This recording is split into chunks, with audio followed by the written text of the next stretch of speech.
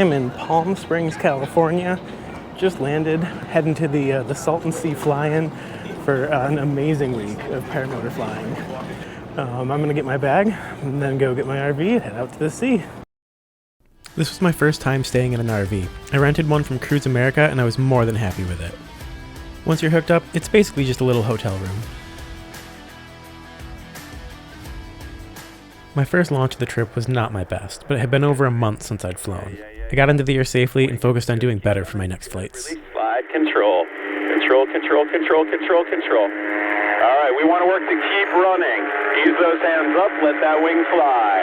2 pounds of pressure, head on a swivel, have fun. I didn't have my helmet cam set up right, so the footage isn't the best, and I didn't record the audio from that flight either. But can you blame me? I wanted to get up there and fly. After enjoying the views for a little bit, I noticed a group of pilots flying out towards the mountains and canyons. I decided I wanted to follow them.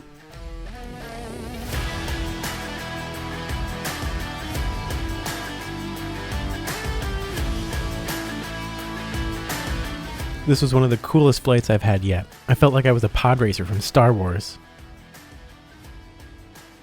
This was a pretty long flight and my camera's batteries died, so I didn't get the landing. Let's jump right into the next flight. Good deep breath. When you're ready, nobody's watching. Imagine you got no clothes on right now, and everybody's watching. Thanks, David. This second launch went much better than my first. Little break. Control, control. Find the wind. There you go, buddy. Nice job. Great job, man.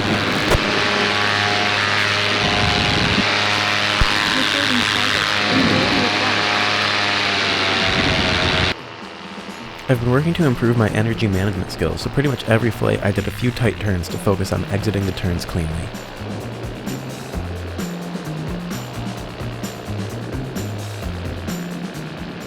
The hay bales that you see everywhere are to help prevent erosion in hopes that more vegetation will grow, but they're also great for practicing low flight.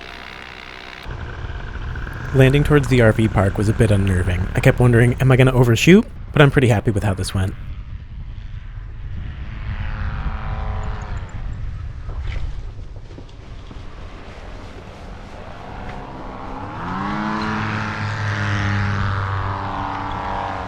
And then I forgot to start the cameras for my next flight, so I missed the takeoff. But here's some more energy management practice.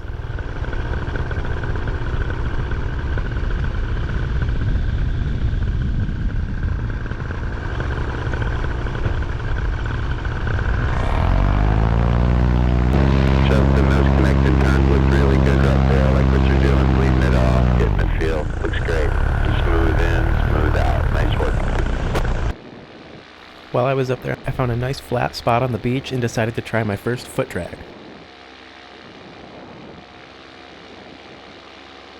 It turned out to be more of a foot touch than a drag. But I was still pretty happy with it. I did it!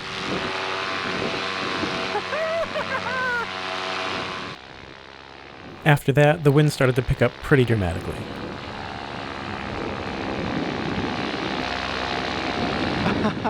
I'm moving sideways. Wow. I am literally flying sideways.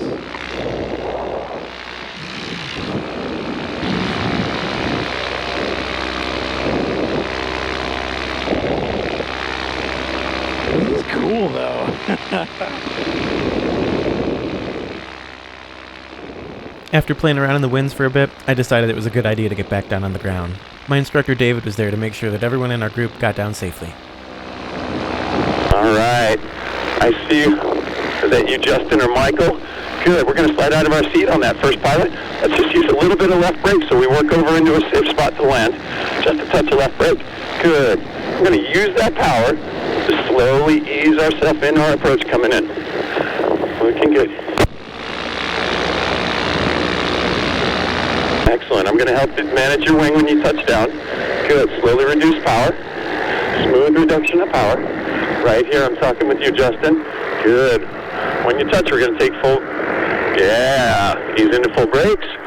Kill your motor. Pop, turn. Pop, turn. Good. All right. Nice job. Walk to the wing. Walk to the wing. Good. The wind stayed pretty rowdy for the rest of the night, so we had to find other ways to have fun, which wasn't very hard with so many awesome toys around. A bunch of us went on a little off-roading adventure up the canyons.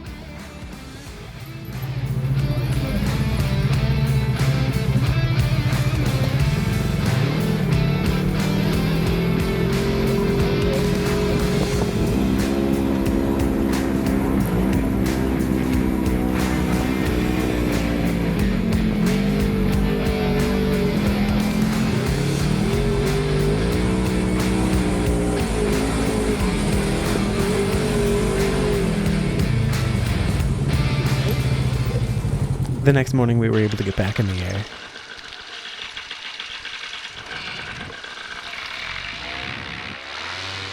I love when you've got some good wind and it just takes a step or two to get into the air.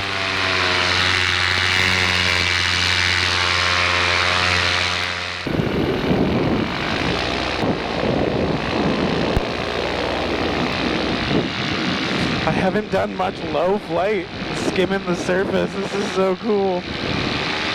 This is the part that it's wet, and that would be crap to land in now, so I'm gonna head back up. Sometimes you just have to give in to the urges of your inner child and embrace being on a giant swing set in the sky.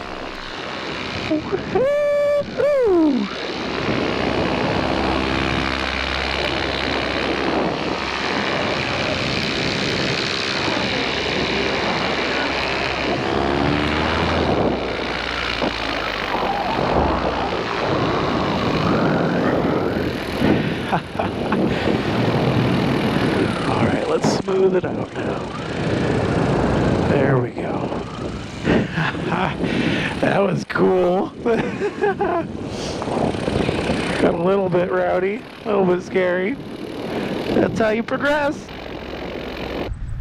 Another good landing, a quick rest and refuel, and then another good flight.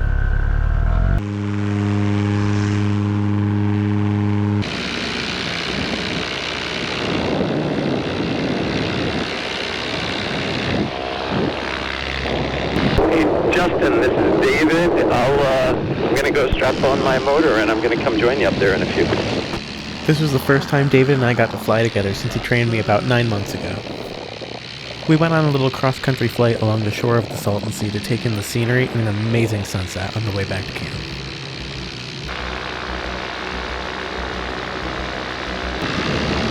Imagine the water's 10 feet higher right up here. It's pretty crazy.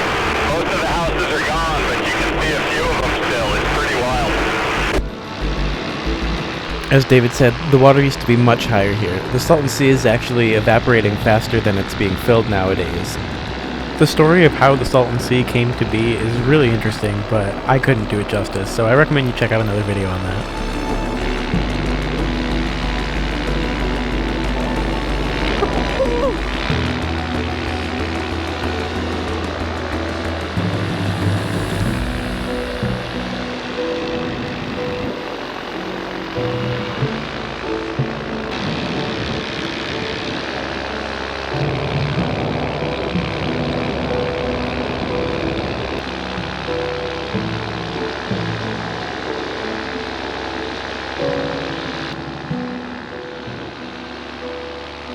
After this flight, David said, "Yeah, we need to get you on a faster wing."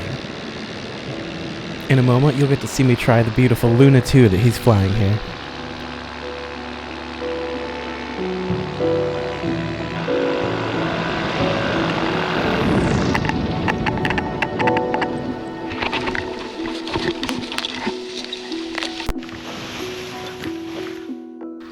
There's that Luna 2 that David was flying. This was my first time trying a more advanced wing, and I was a little bit nervous. The takeoff is definitely a bit more challenging. The wing doesn't provide as much lift as the BGD Magic beginner wing does, but it wasn't too bad, and it was amazing once I got up in the air.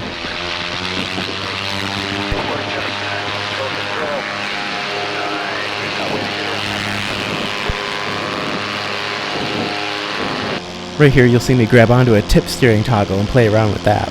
My current wing doesn't have tip steering, so this was awesome to try out.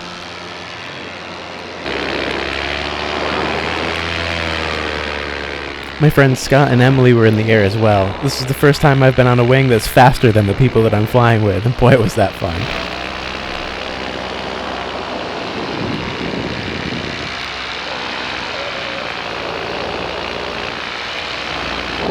Oh, cool.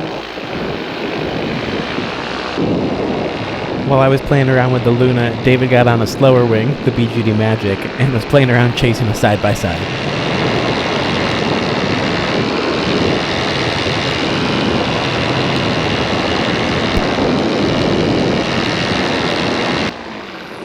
Unfortunately, my 360 camera died before the landing, so I don't get to see that perspective. I was hoping to use it to analyze this landing. I don't think I flared enough because I came in really fast and actually pulled a muscle in my leg, but I stayed on my feet.